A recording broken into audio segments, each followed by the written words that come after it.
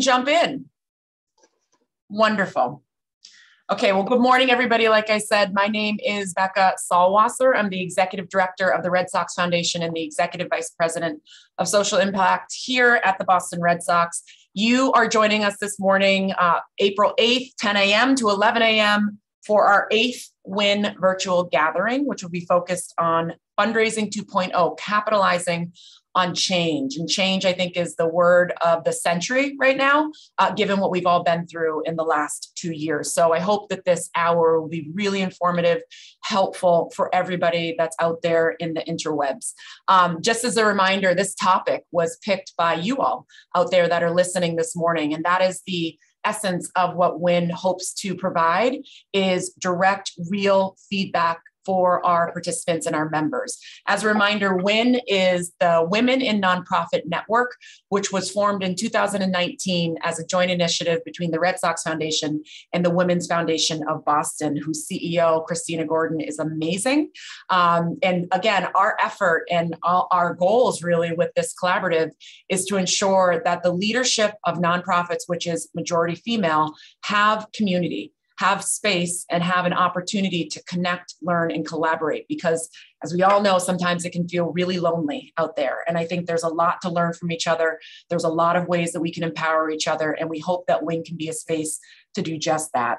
A couple pieces of housekeeping before we jump into the conversation. You'll see all of the panelists, which are all spotlighted here right now.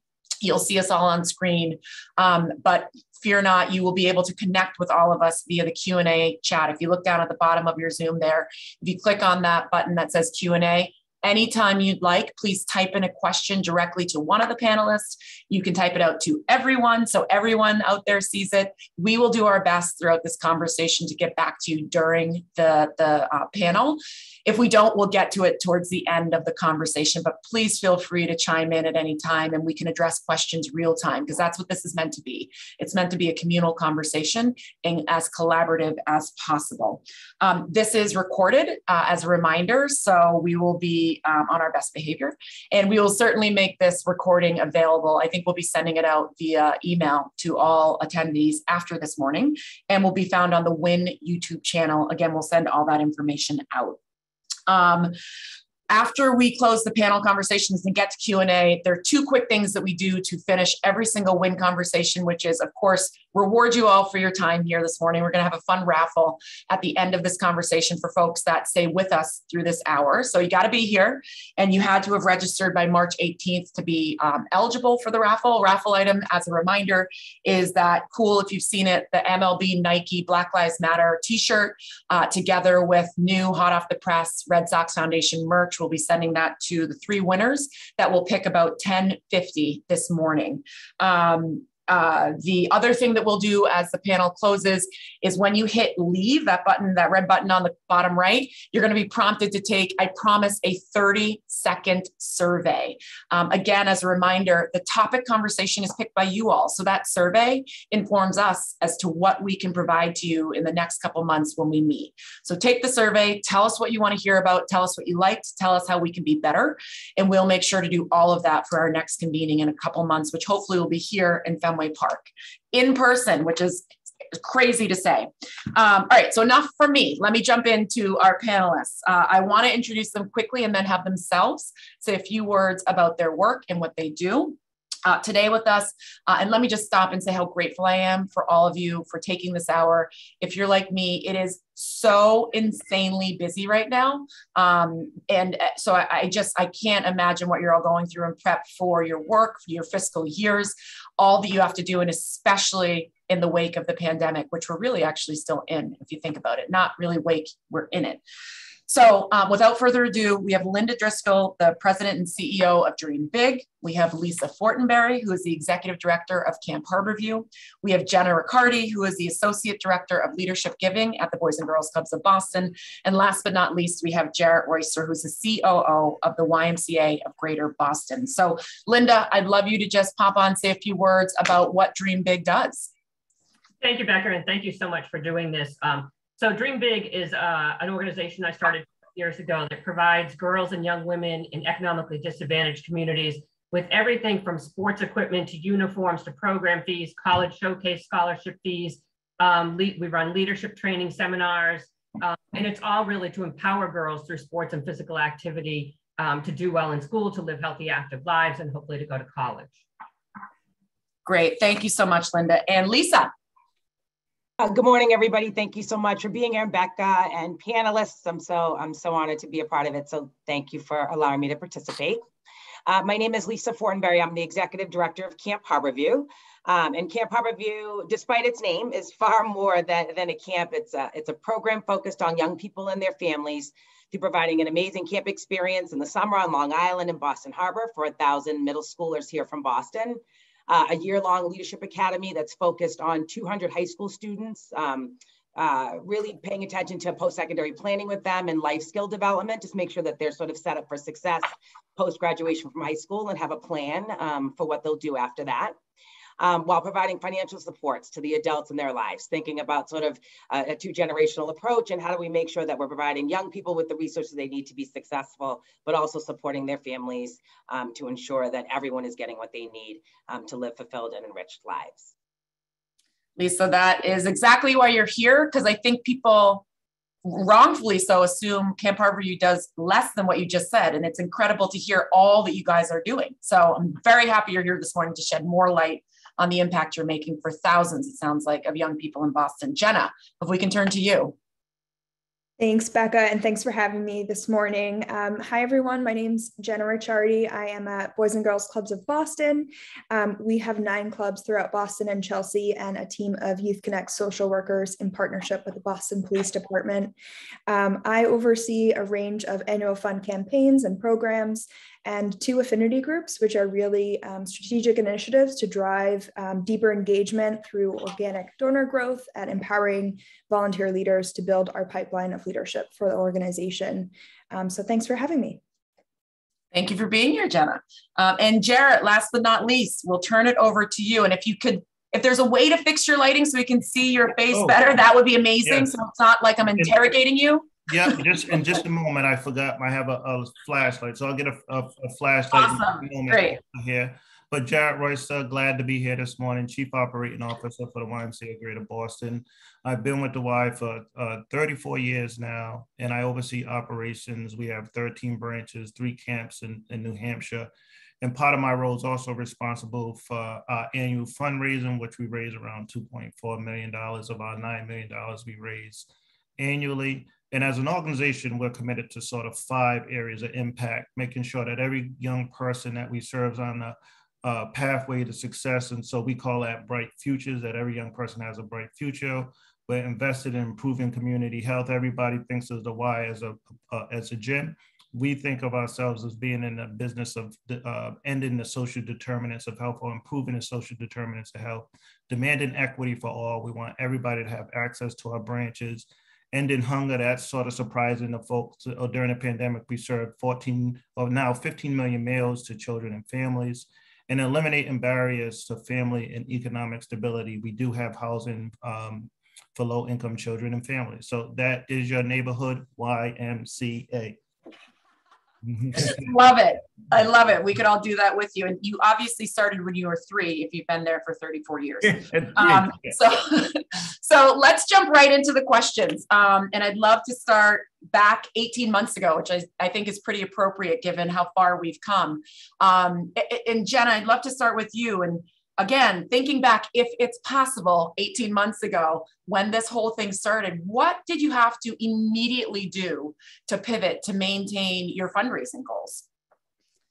Thanks, Becca. Yeah, it's pretty crazy to think back to March and spring 2020 and what that time was like and how much uncertainty there was. And I think for me, one of the things that that really came quickly was just really getting back to the basics. So focusing on donor relationships, reaching out to people personally, checking in to see how they're doing, what's going on with them, understanding that it was affecting everybody differently at different times for months and years, and really just taking the time to be authentic and see what's going on with folks. Making phone calls, I found that people were more willing to pick up the phone recently, and that's stayed true, and offered opportunity to connect with people on a real level, and just also being honest about what our young people and the families that we serve in our clubs are facing. The second thing I would say is just really focused on mission and programmatic updates. Even before the pandemic, our clubs were innovating all the time, improving our programs to serve the needs of the youth in that moment. But that was true tenfold during the pandemic. So our hours shifted. We were delivering more meals. We were changing our staffing structure, focused on education. So much changed, and there was so much to share. So really making sure that we were sharing regular updates through our organizational communication, but through our direct communication to donors as well. And explaining how we were stepping up to deliver even during a time of such uncertainty, making sure that, we're sharing those through videos and blogs and over communicating. We know it was hard. It's so hard to cut through the noise, especially when you're stressed and emotionally exhausted and dealing with health uncertainty and all of that. So really making sure to communicate as much as possible. The third thing that we did was some great virtual events. As much as I'm excited to be back in person, we did have some big wins during the pandemic. Our women's group hosted a club at home with Artemis Circles. So we really tried to bring the club experience home with a little art activity and some remarks from our education staff about what they were doing during that time. Our young professionals group pivoted and hosted a virtual trivia night, which was really successful. It was our first virtual event, and we had about 200 tickets sold. We really empowered our committee members to serve as team captains, and they had, some of them had multiple teams, college friends, families, people were tuning in from all over. And something like trivia really worked well in the virtual space because it's so engaging and keeps you focused on the next question. We incorporated facts about our clubs into the trivia, so there was plenty of mission moments incorporated into the program. And it was a really fun activity, and something that we want to build from in the future. Well, thank you for that. And it's sort of counterintuitive to think that part of your answer was to do personal direct phone call outreach when so much shifted to virtual, right? So I think that's a key takeaway there too, which is that in a world that has turned so virtual, actually what is more meaningful, it sounds like to a lot of folks and donors, is being more personal. Do not lean on that virtual side of communication too heavily, making sure you're being authentic in that outreach. Lisa, I'd love to hear from you, knowing how at the heart and soul of so much of what Camp Harborview does, it's bringing your community together. So given that COVID forced us to all separate and sort of isolate, how were you able to continue making meaningful impact in your programming? And I'm asking you this because, as we all know, as nonprofit leaders, your programming is what you're selling sort of on your development side. So how did that work for you? Yes, no, that's a great question. And it definitely, probably similar to many leaders on this call, right? The first initial response was panic. We were kind of like, right. What are we going to do? Where are we going to go? How can we figure this out? Very similar to what Jenna had shared, we saw this as an opportunity to really take a step back and really leverage, I think, what was a really difficult and stressful time for certainly the families and young people that we serve, as an opportunity to learn a little bit about what we could be doing to better meet the needs of the families and young people that we serve. I think it was a little bit of a leverage point as well, given that we were all experiencing the pandemic. Our donors were feeling similar stressors that our families were feeling. And we were able to really, I feel like, humanize for our donors sort of what the experience was like when we're talking about food insecurity, we're talking about housing insecurity, we're talking about increased stressors in home, right? In some capacity, we all sort of felt the ripple effect of the pandemic, no matter where you were coming in at. And it was a chance to sort of make connections in a lot of ways to our work with donors, probably more meaningfully than we had ever really been able to do in the past. So we did really sort of seize the moment in a lot of ways to help to sort of, like I said, humanize and sort of build connection around the work with our donors. We also listened to families. We had to completely pivot our model from sort of in-person camp and sort of leadership academy programming to really being responsive to the needs based on COVID of our families. So we dealt with, similarly to probably what Jarrett will share, sort of feeding families, providing direct cash assistance to families that were struggling. We developed campaigns that sort of focused at the low level, mid-level, and major donor, thinking about how we could sort of leverage the needs of our families to sort of meet donors where they were at. You know, we sort of developed a sponsor a family campaign where that was inclusive of food and basic needs, and that was sort of adopted for our mid-level donors.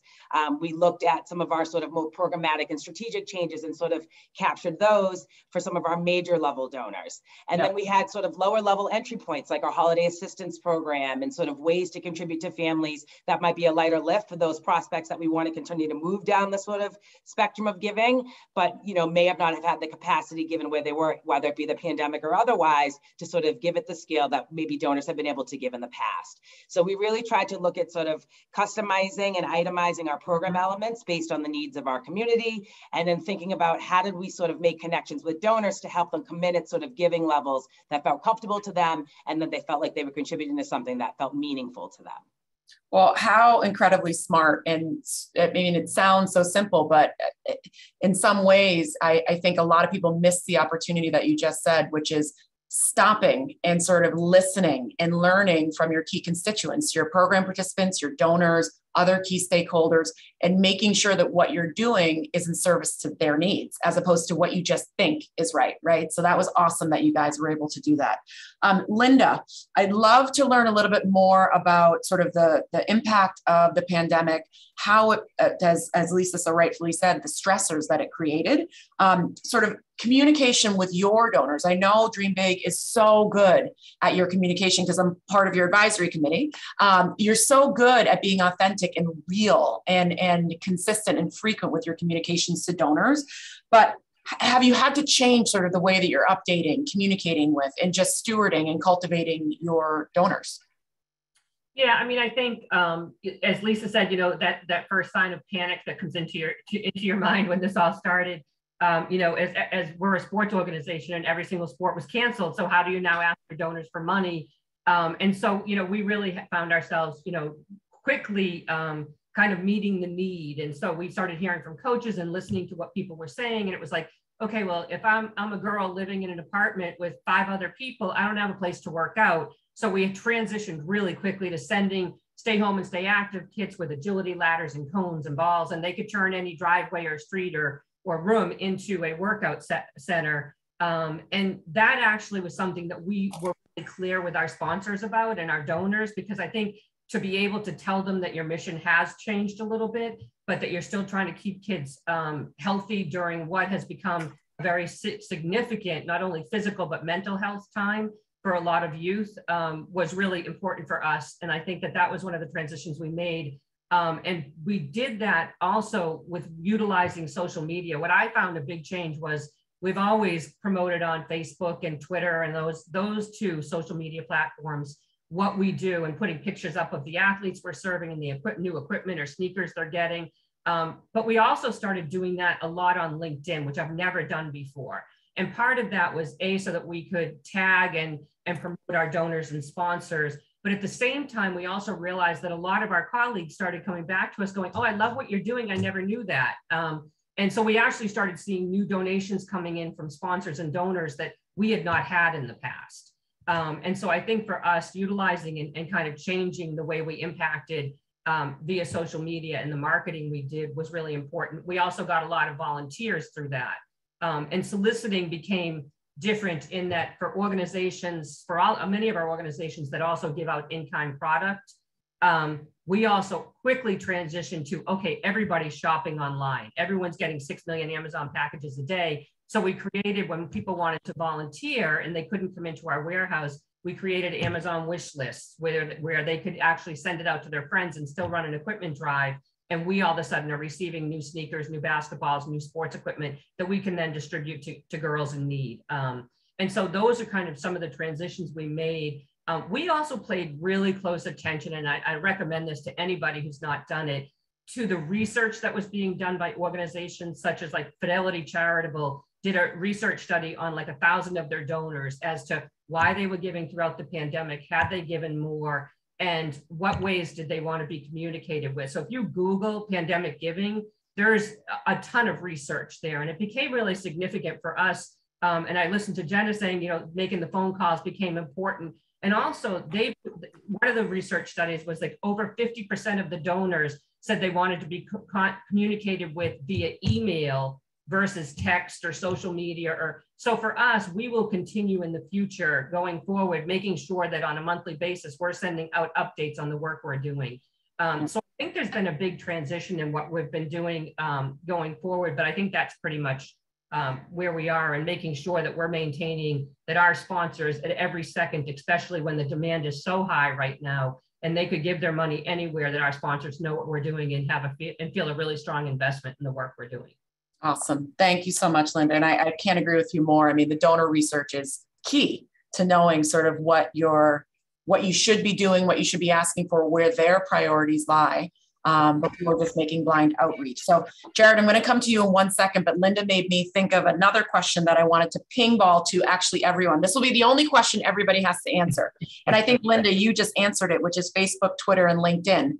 But I want to ask each of you you only have 4 words that you can answer with, either Facebook, Twitter, Instagram, or LinkedIn. What are your top forms of social media communication that you're using right now? Jared, you're off mute. So let's start with you quickly. Absolutely, hands down, in terms of fund development, LinkedIn, I would say, is number 1. Interesting. Okay, Lisa, let's go to you. Instagram and LinkedIn. Instagram, because you can tell the story. LinkedIn, because you can sort of get to business. And Jenna? I agree with Lisa. Instagram, LinkedIn. We've had our Youth of the Years doing videos through our clubs this past week through Instagram. So bringing them really close to our work has been awesome. Interesting. That's great. Thank you guys so much. Okay, Jared, love to hear a little bit more about how the Y is leveraging technology. This is a softball because I know the answer, but I'm so excited for you to share a bit about how you guys are really taking advantage of technology in a time when folks had not been coming really as frequently to the Y. So what did you do in response? Yeah, so at the Y, we really had to refine how we update and solicit our donors. For me, how we adapted was actually welcome change. The pandemic created for us opportunity to really focus and hone our story. The challenge with the Y, we're a very distributed organization with a really extreme diverse portfolio, and we have a lot of brand and equity confusion in the marketplace about what the Y is. Most people think of us as a place to swim or a gym. And so that has created challenges for us in the context of development and philanthropy. So we pivoted during the pandemic to meet these emergent needs. And so we got into the business of food distribution, emergency childcare, learning hubs, and virtual fitness. But we really leveraged technology to update and solicit our donors. And so we shifted all of our meetings, like many of you, from in-person to virtual. And what I really think was important is we trained all of our executive level leadership how to really use Teams and Zoom. Like, there are some features inside of those softwares that I really encourage everybody sort of to learn. And I'm happy to share some of those secrets with anybody. And my favorite thing is breakout rooms. I think it's magical how everybody's in one place at one moment and breaks out into all these different places in another. We built out a new website. So we thought it was really important to tell not only sort of about the retail side of our business, but we created a website that talked more about those 5 areas of impact that I introduced as part of my bio. We created discipline around using PowerPoint.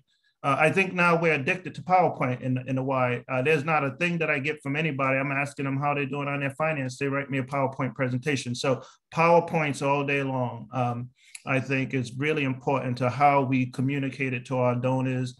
It allowed us to build both videos and pictures into PowerPoint to tell our stories in meaningful ways. We did hire a videographer as an organization to capture our stories. So we actually hired a videographer, and we created a studio in one of our branches. And our studio was in service originally of virtual fitness classes, but it came more about telling the story about how we were meeting these emergent needs. And so we have become, I don't want to say digital experts at storytelling, but we were really lucky in hiring a top-notch videographer and storyteller to help us capture the good work we're doing and telling our donors on an ongoing, regular basis.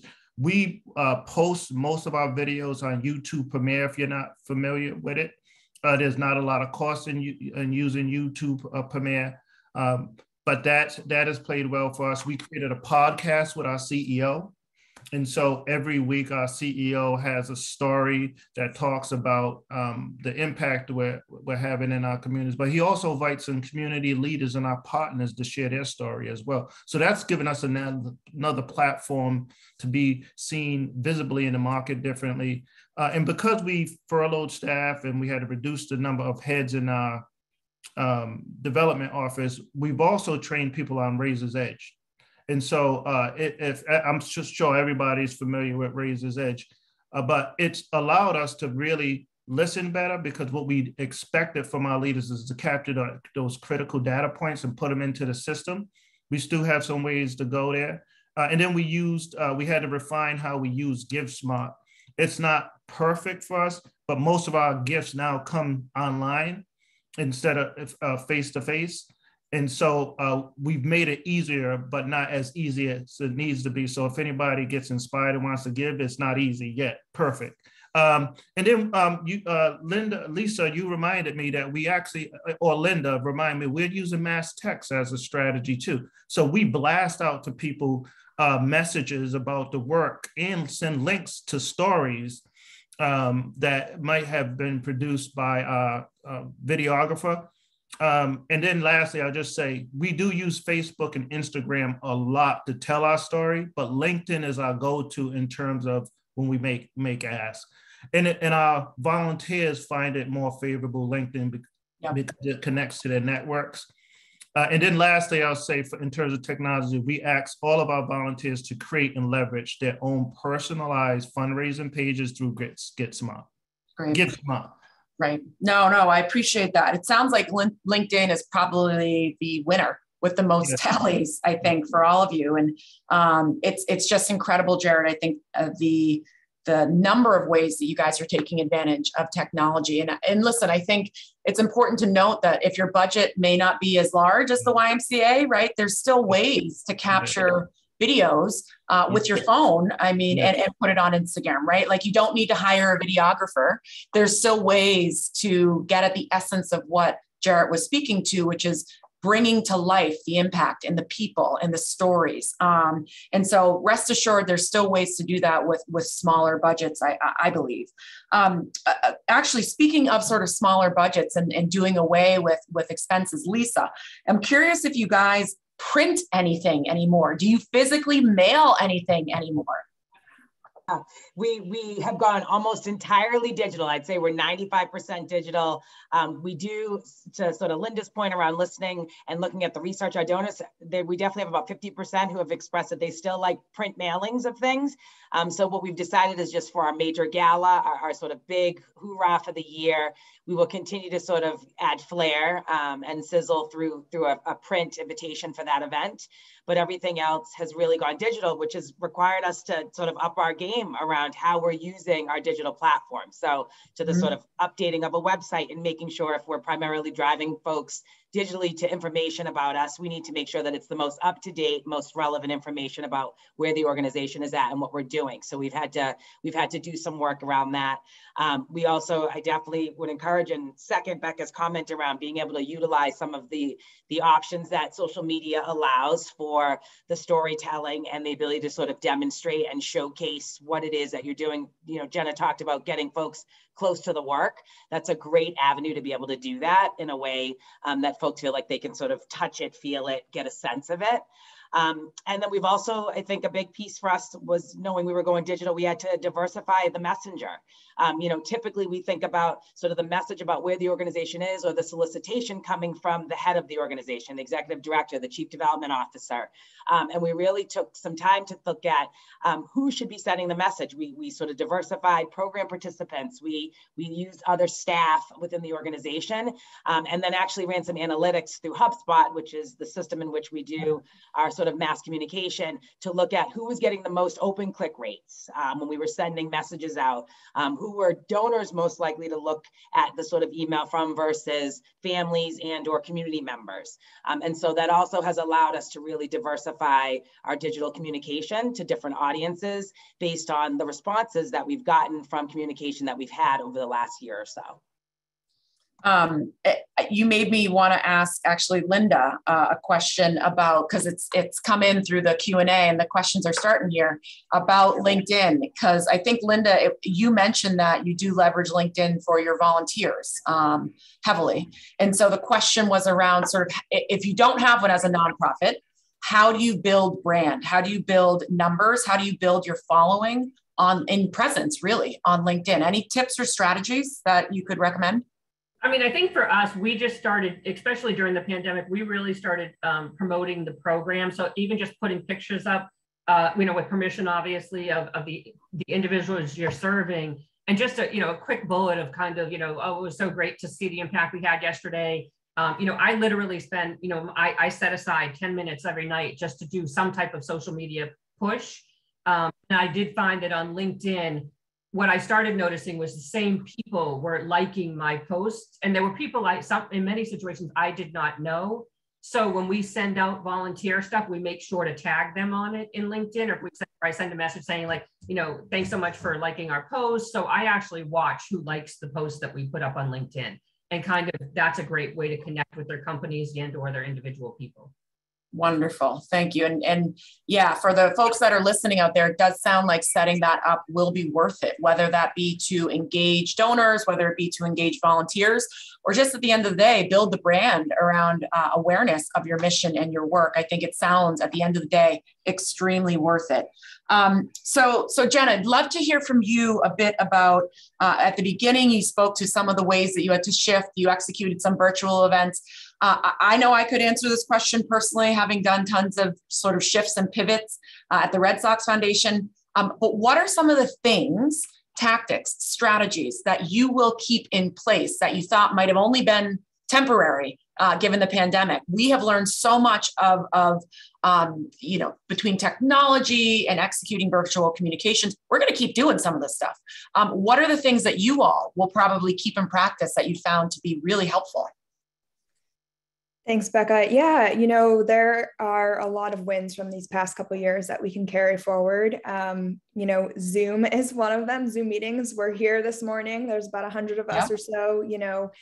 We used to gather together for 8 a.m. committee meetings downtown Boston. Now, if a member is not going to the office that day, it's just such a bigger ask. And so we've realized that we're actually going to have stronger participation when we can host certain meetings online. We're not dealing with printing so many materials.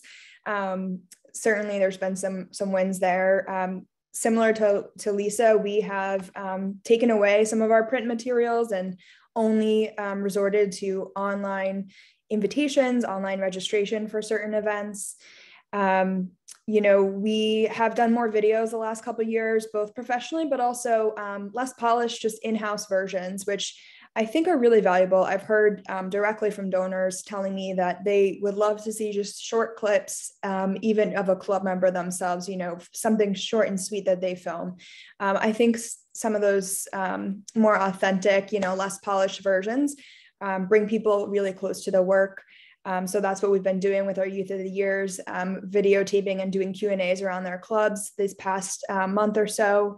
Our Ready to Work program, our workforce development initiative, has pivoted so many ways virtually during this time. So in the past, they used to bring together all the different club members from different sites to do different programming. And now we're doing some of that virtually. So mock interviews, career panels, resume workshops, podcasts, all of that. Our Ready to Work program is now actually more robust. There's more programming happening because we're able to do it effectively online.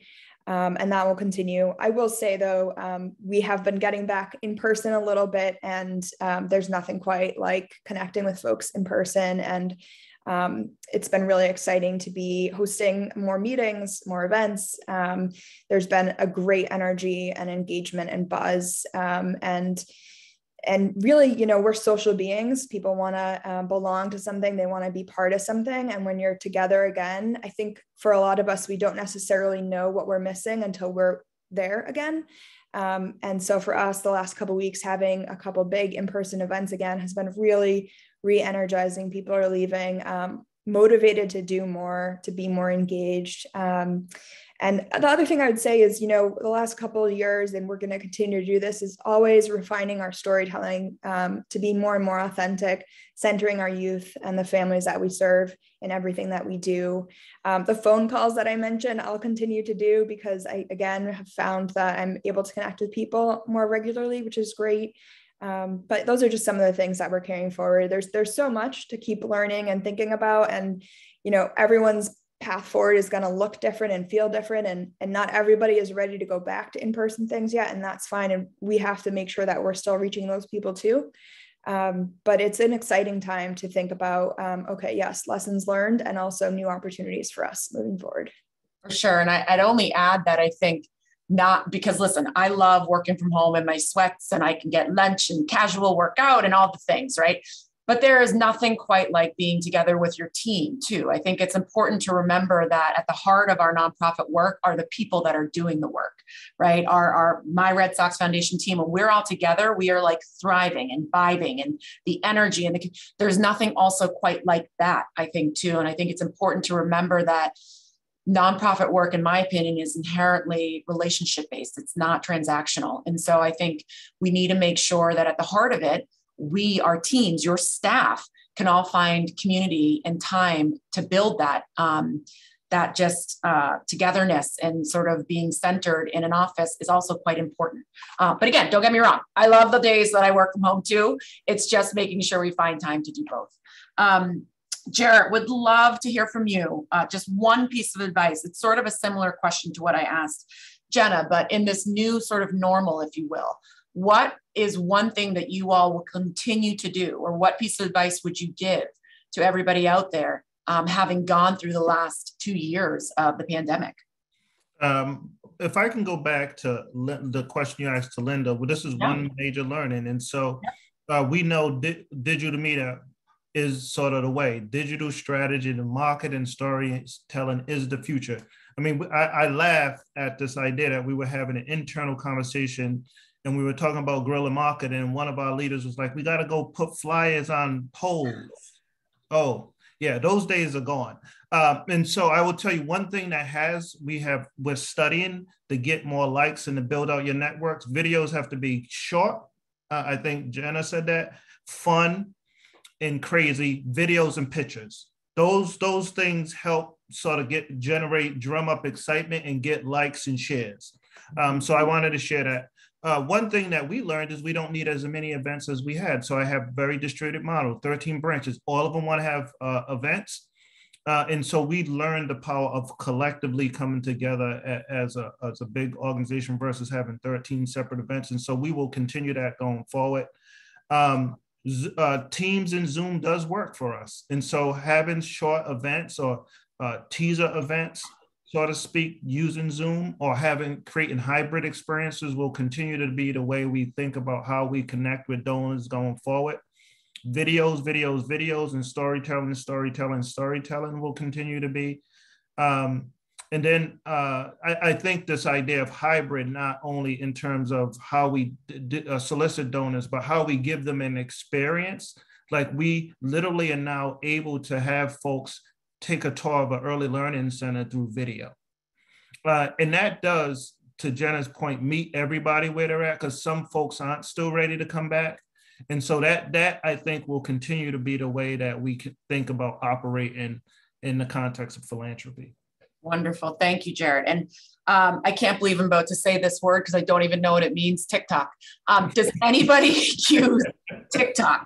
Because listen, a lot of the constituents for whom you are in service to are on TikTok. So I'm curious if to communicate with that population. And I think it might be helpful to hear for the folks out there that similarly are working with this, 10 to 20-year-old. I think that's probably who's on TikTok. I have no idea what it is. Is anybody using it? Curious. No. I'm too old. Not for donor giving, no. Not for donor giving. Okay. But what about for communications to your participants? Is anybody on, do you guys have a TikTok account to communicate with your club members or your campers or anybody? We don't have TikTok, but our clubs all have Instagram pages, and they have been sharing out more programmatic updates and reminders through Instagram, which has proven effective, I think, for engaging teens especially. Got it.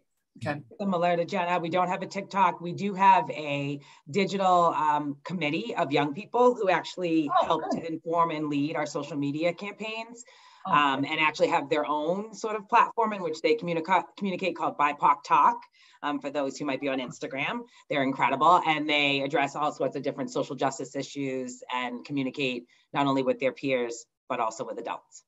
What a great idea, because clearly I have no idea what social media is if I don't know what TikTok is, but like engaging the people that do, right? And giving them a seat at the table around decision-making is so smart. Lisa, I'm going to stay with you actually, because hiring is yet another, I think, big topic for everyone right now, especially I think nonprofits. Can you talk about the challenges that you've seen, just to confirm and validate what I think we're all feeling, in hiring specifically in the development area and or just for your staff? Yes, I mean, staffing, as we all know, has been probably one of our number one challenges, just ensuring that, you know, we have a diverse staff. So sort of it's important across all facets of the organization. I think as leaders, we know the importance of diversity, but often it's only thought about at the sort of programmatic level. And we forget about the importance of that being reflected sort of particularly on our fundraising side of the house, where folks are engaging with donors and are seeing sort of, you know, the organization being reflected through its staff. So that certainly has been a challenge for us. And, you know, I think the one thing we've had to do is be okay with being patient and waiting for the right people, which is really difficult to do because it means everybody else is picking up the extra work. And it means everybody else is doing more. But I think, you know, it's important as an organization to sit down and with your leadership team and sort of talk about what it is that ultimately in the end is going to yield you the result that you're looking for, and what compromises and sacrifices, because that's just a fact of where we are right now, are we willing to make to wait to sort of get to that outcome. And so unfortunately, we've probably, you know, not had as aggressive efforts as we'd like to have at certain points throughout the last 24 months because we haven't been as staffed as we'd like to be, or we haven't had staff reflective in the roles that we'd like to have them in that represent the organization. So we've had to make some compromise and be comfortable with that. We've had to accept that there may be some things we weren't able to execute on that maybe we wish we would have, and being okay with sort of taking the right concessions, so that everybody has the grace to be able to sort of get through the difficult time that we're in and sort of keep our eye on the end goal. Well, you just made me feel a whole lot better because you validated all the things that I think we have definitely gone through on the Red Sox Foundation side. And I'm sure Jenna, Jarrett, Linda, you all have seen as well, which is like, it's got to be the right fit. And unfortunately, if that means waiting a bit, then that means waiting a bit. Because as I said previously, like the people that we work with are the most important part of the puzzle when we think about executing against our outcomes and making sure that we are in real service to our young people. It's the people that are around the table. Donor fatigue is yet another big thing right now. I think we all just spent the last 40 minutes talking about all the ways in which we're communicating and making sure people are informed and updated, and couple that with the fact that there's a pandemic happening and there's real crisis in certain specific areas of need, which need to get addressed, obviously. But we still all have to make budget, right? And we still have to keep our work moving forward if it's not within those sort of pandemic aligned priorities. So Jenna, maybe you could take this, Jarrett, maybe anybody can take this really, but Linda, of course, how are you addressing donor fatigue? How can you make sure not to exhaust the folks that are at the end of the other line, the receiving end of our solicitations? Jenna, let's start with you. Yeah, I have been feeling this, you know, in so many conversations with donors. I think it's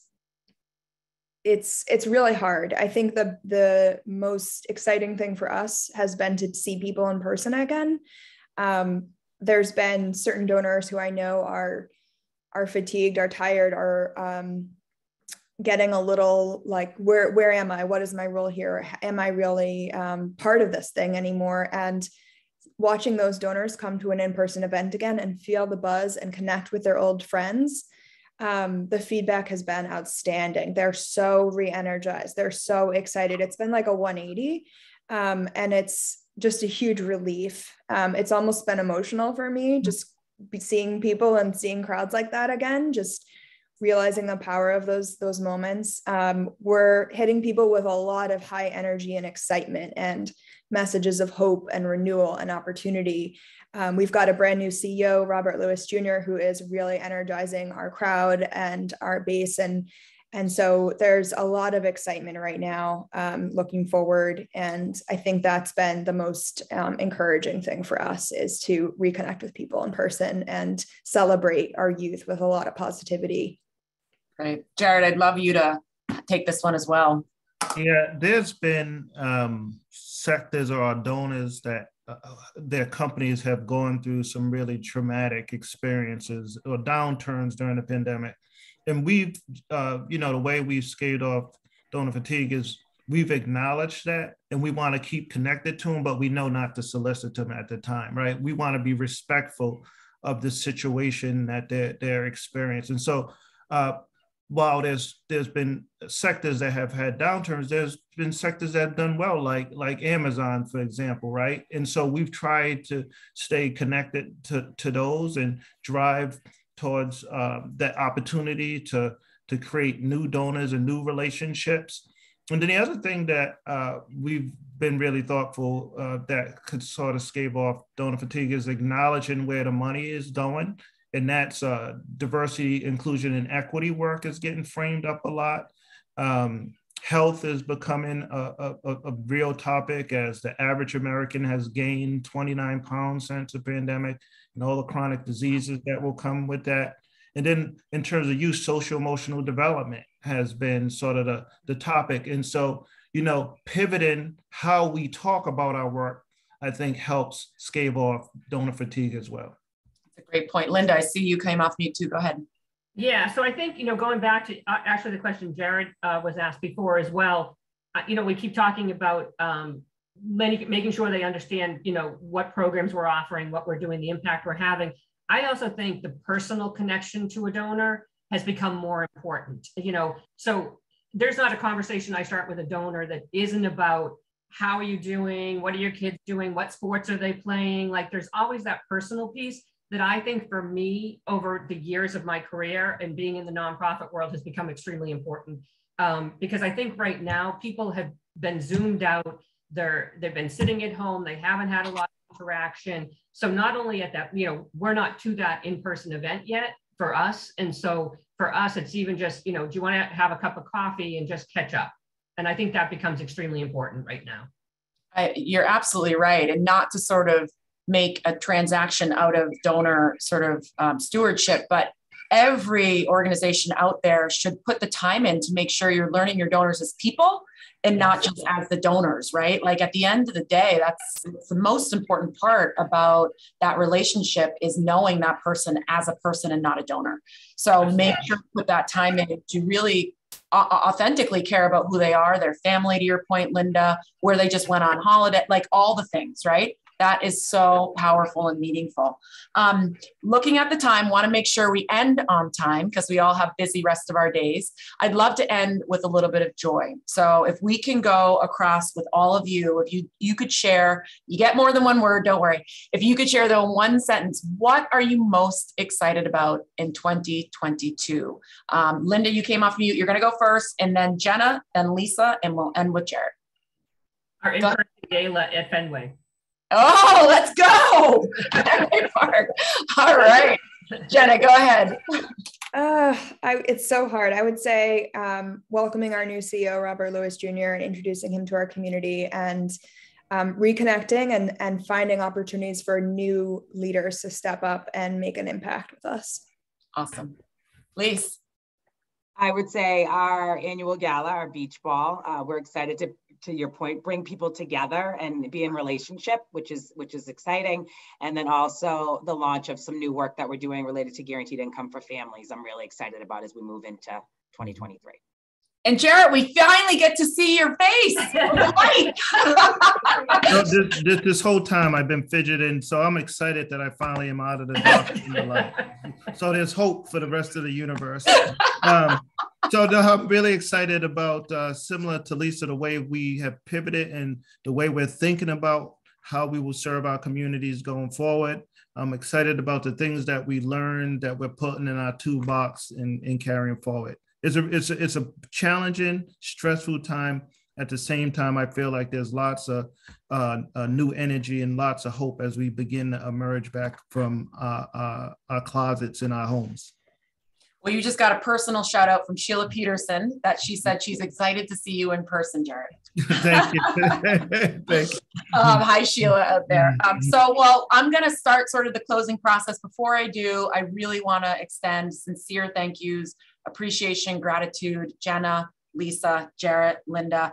I have written down so much. If you can see myself, learned so much from you all. Thank you for taking the time out of your days. Thank you to everybody out there.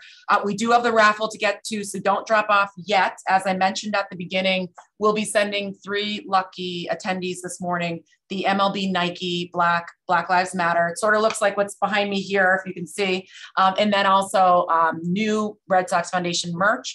This year, if you don't know, is our 20th anniversary, which we're really excited about. Red Sox Foundation was formed in 2002. So we have a bunch of cool initiatives, not the least of which is we are coming online, literally online, with merchandise to support the Red Sox Foundation, which you can get at, now I sound like a commercial, 47brand.com if you want to get your own merch. But these 3 people are going to get some of it for free. And I've just— before you do that, can we just say a special thank you to you and the Women's Foundation of Boston for hosting this? We really appreciate it. You did a great job. Oh, thank you. Thanks, Linda. Go on. Absolutely. Thank you all. So the winners are, which I believe are out there right now, Marcia Robinson, Eileen Rule, I'm sorry if I'm saying your last name wrong, R-U-H-L, and Cindy Laba. So awesome, awesome, awesome that you guys have won.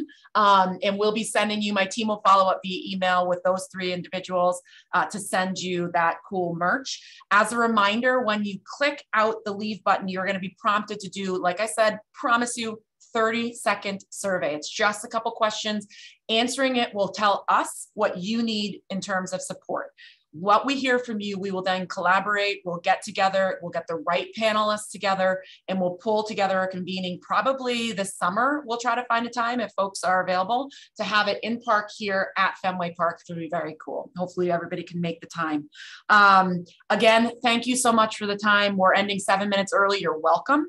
Thank you so much to our panelists for taking the time today. And I hope to see everybody in person this year, this season. Best of luck, and we'll talk to everybody soon. Take care. Bye. Thank you.